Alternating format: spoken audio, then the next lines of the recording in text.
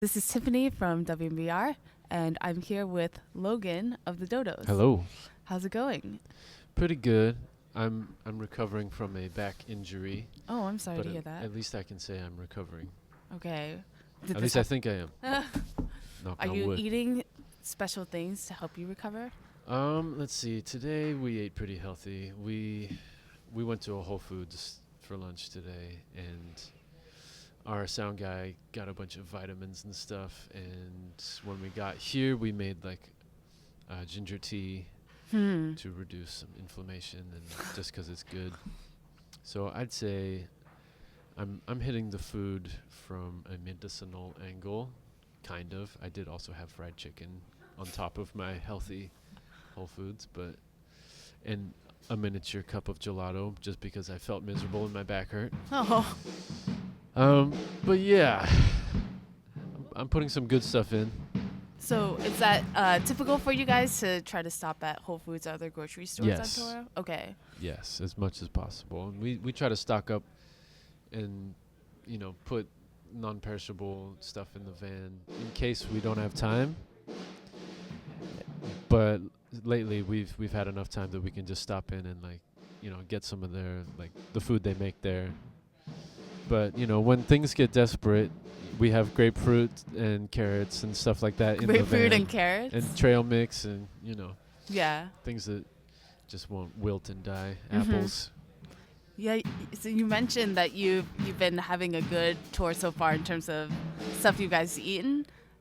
So have you gone to restaurants, or has it mostly been like stopping in at Whole Foods and other grocery stores We've to get stuff to go? We've gone to restaurants, but also we've had like a really amazing home cooked meal. That was in Philadelphia, but things started off really strong in LA, which was our third show. We went to dinner with Merrick's sister, and she took us to Night Market, which is right down the street from the venue, and it's like Thai food, northern Thai food. Okay. And it was not super expensive, but also the quality was amazing, and like every dish was like stunning, had It's called Night something to it. Market. Yeah, I highly recommend. I guess there's a few in LA. The one we went to was on Sunset near the Roxy, Mm-hmm. kind of on the strip. But yeah, like everybody from the first bite of the first appetizer was just like, couldn't believe it. It sort of hinted at flavors and dishes I'd had at other restaurants Mm-hmm. and in Thailand before, but like the tweaks, it was really amplified. The flavors were like so Okay. crazy. Could you describe like a particular dish where that really stood out? Well, everybody just kind of ordered a few things. So the appetizer was something somebody else ordered, but it was like a classic Thai salad where there was a lot of meat and Mhm. herbs, and less vegetables than we think of as a salad in America typically. But it was so spicy. Oh. It kind of was great. It really set the tone for things. Like Mhm. things after that weren't as spicy, so it was kind of nice to like start it off crazy hot, and then move into things that were more savory and like a little more rich, Mild. Okay. and mild. But some of the stuff we had, there was a lot of. We got like this combination, like fermented sausage plate that was like pretty gnarly, but really good. And we're kind of seeking gnarly Asian flavors on this tour. So That's a goal of this tour in particular. yeah, pretty much. Why is that? It's that something you Merrick, guys set out? Merrick and Ian, our sound guy, are both half Asian and Oh, okay. are into that sort of thing, and I like those flavors too. And I guess just getting older, like you seek out flavors that are less common, stuff that you haven't had as much before. But it's less about being adventurous, and just I like those flavors, and so Yeah. do they. That's one thing I was going to ask about, actually, because you guys have been making music as the Dodos for like a decade now. So have your eating habits sort of changed as you've toured throughout the years? You mentioned now you're like trying to sort of have more adventurous food, or just try different types of food. We've always been down for that from the beginning. I just think the major change is that we're less impulsive, Hmm. and would be more likely to defer gratification, instead of getting something cheaper and less quality now when I'm hungry, like right now, and just being like, I'm gonna wait. I'm Oh, gonna I find see. something good. You waited for the And gelato and the fried chicken. that was a little more impulsive, but I earned it because my back hurts. Oh. I earned it through suffering. And so yeah, we used to eat more fast food back in the day, and everybody's entitled to their favorite fast foods. It's not wrong, but yeah, we want something a little more memorable, and we're finding it. So Yeah. If you have to go to a fast food place, like if you're just driving and need to stop somewhere to get lunch or something like that, is there like a go-to for you? I mean, it is fast food, but like Chipotle's kind of like that. Fast casual is okay. Yeah, it's like a plus 1 point up from fast food. But if there's not one available, like I used to really like going to Sonic because Oh. it's not too available in California, and I like tater tots. I've never and been to Sonic actually. I've only ever seen the commercials. Sonic's all right. They got like when it's hot, they got like these slushy drinks Mhm. that are really good. That's like all I know about. I didn't know they had food. I thought it They was got a just lot drinks. of food. Okay. They got a lot of food. What other fast food? I mean, obviously In-N-Out, but that's also like plus California, one. yeah. And what else? Like when it's dire straits, Merrick and I both will like hit up a Burger King Okay. because I think we both have like a nostalgic taste for the Whopper. But yeah, like I said, dire straits. Burger King over McDonald's or Wendy's or Yeah, yeah. Just for I the would say Whopper? so for Okay. sure, for sure. And here's a little pro tip for Burger King. If you're all about the freshness, order a Whopper Junior because nobody like orders those, and you might have to wait like a little bit longer to get it. But the Whopper not tray sitting in the out. heat lamp, they've got like 5 ready. You order the Whopper Junior, they have to like actually call it into the kitchen and somebody will make it. That's so funny. I guess I never would have thought that. At first, I thought you were gonna say that like the vegetables were more fresh and then a little questionable, but I don't know. no. I mean, just made to order. it's a placebo effect because it's like what difference does that really make? It's like 2 minutes fresher into this world, but you see them slide it down the little tray. You're like, oh boy, that's mine. But placebos can go a long way. So you mentioned that a goal of this tour in particular is to seek out Asian spots.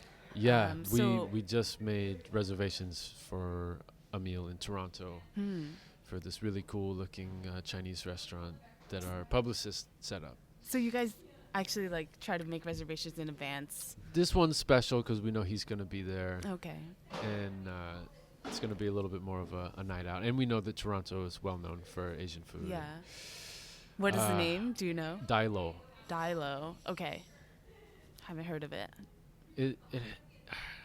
They're definitely like twisting things up. Fusion? They're not. It's not that angle. Okay. So like you could put that label on it if you wanted to, like with the menu as is. Mhm. But they're just kind of like having fun with it.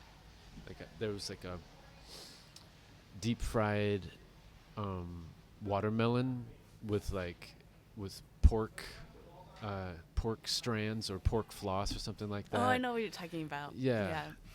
That's Do you kind of have dried that? out. So you've been there before? No, we just checked out the menu online. And what are some of the other dishes? I think there was some twist on like XO sauce, and I'm a big fan of that. So, yeah, it was the unanimous winner. Yeah. Everything else our publicist sent looked great. There was like 5 other options we could have chose that would Okay. probably all be good, but this one was just a little. So this is a Chinese restaurant then? XO sauce? Yes. Okay. In theory. So, being from San Francisco, do you think that like that influences the types of food that you'll try to get on tour, and that like, San Francisco does have a really big Asian community, a lot of Asian restaurants. It does. Well, I mean, yeah, I guess so. Like today at the Whole Foods, one of the like establishments or whatever. Whole Foods are like taking this new angle where they have like specialized food zones. Sometimes they'll have like a barbecue place inside of it that has like a name, you know. And today it was like this sushi and dim sum little like restaurant inside the Whole Foods. And we got really excited because it's cold, it's snowing. We're like, oh, dim sum, like maybe we get some like soup dumplings. Wait, but or you something. got it in Massachusetts, like on the way here? Or? It was near Hartford. Okay. But it was a little bit of a psych out, you know, because their dim sum selection was not extensive. But like being in San Francisco primed us to be like, oh, dim sum, it means this like magical tray full of beautiful things, and it was not the same. Yeah, not surprising. Not surprising at all. Hartford is not going to live up to Chinatown in San Francisco. But I guess San Francisco has that influence on us in terms of we know what to expect when something is said, but maybe we need to lower our expectations when we're in the outskirts of Hartford. Yeah. Well, if you had a friend that was visiting you in San Francisco, where would you recommend that they go for breakfast, lunch, and dinner? So 3 meals. They only have 1 day. Where should they go? Oh, man, I never go out for breakfast. Oh, really? I never go out for breakfast Brunch? anymore. No. Just make it at home, or? Yeah. Where would I send them? You know what? A quality. If I was gonna send them out, right near my house is a place called Mission Pie, and they have really good coffee, and their pies are amazing as well. And like Savory pies? they have savory and sweet. Okay. So just because proximity to my house, I might send them there, because to me, if I drank coffee, like that would be an amazing breakfast. Okay. It's like a couple slices of pie and some coffee. But there's tons of like brunch spots around my house. You live in the never Mission? go. Yeah, I do. Okay. Yeah. I don't know who's doing it right these days. But yeah, have some pie. You'll be happy you did. And then for lunch and dinner? Lunch. I guess we will do. I guess we'll go out to the Sunset for lunch, and I've been really into this place called Kingdom of Dumpling. Okay, never heard of it. And you know, it's really unassuming, but the food is great. They do a lot of variety of Chinese pancakes, which I'm really into. I'm trying to find a place to get jianbing in San Francisco, and I'm not having a lot of luck. But I don't think I actually know what that is. What is it? It's like this, it's a pancake. It's like a piece of like fried bread or something that then has like this pancake thing with like lots of egg in it wrapped around it. And then they put like a hot sauce on the outside. Like, it has to be wrapped in paper if you're not going to get all messy. But there's like this crispy thing inside wrapped in like a breakfasty sort of chives or green onions. Yeah. And it's really good. But the kind at this restaurant are just more like a typical pancake, like glutinous rice flour. And their dumplings are great. You can get xiaolongbao and all kinds of different dumplings. And they have, you know, crazy specials. They had a curried duck over rice last time. I was like, okay, that sounds good. I was picturing it more as a stew, but it was like a Thai flavors almost, you know. But it was a green curry, and I was like, is this Chinese? I don't know. Yeah. But it was really good. It was one of the best duck curries I've ever had. It's like exactly what I would hope for if I ordered it at a Thai restaurant. Dumpling Kingdom, you said, Kingdom of Dumpling. Kingdom of Dumpling, okay. And then some more cheap eats. I don't know. I'm all about cheap eats these days. You know, there's tons of restaurants where you can spend a lot of money. San Francisco's an expensive city. It is. I lived in the Bay Area for 2 years, so. There's a lot of great places where you can drop some money. But yeah, like these are my sort of cheapo ideas. There's a taqueria near my house. It's right down from the pie place called La Taqueria, and it just won like best burrito in the world from Yeah. that statistician guy, Oh. Nate Silver. Yeah. And so there, Wait, why is he now a food aficionado? Like, he's. he did the numbers. Oh, I see. Okay. Oh man, I should know And this. it was already popular, and it is really, really good. Like they have really amazing beans. Like their foundation is really strong. Okay. Like the more it builds up, like the flavor gets really good there. I think we interviewed Wyman from Fresh and Only's. Oh, I'm yeah. pretty sure he said that place too. Well, he would not be out of bounds. What's up, Wyman? Okay, so they've gotten really popular. The lines are really long now, and there's a place directly next door to it that is mostly known for pupusas called Elsie's. Okay.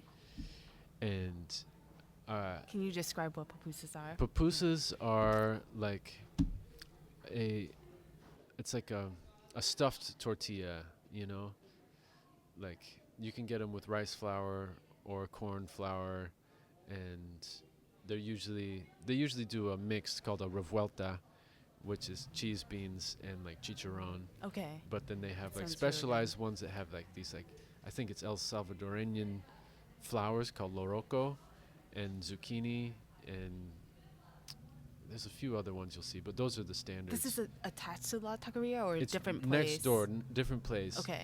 And it's not as popular You take by it to go. by a Do they long even have shot. seating? They have seating. Okay. I often get it to go though.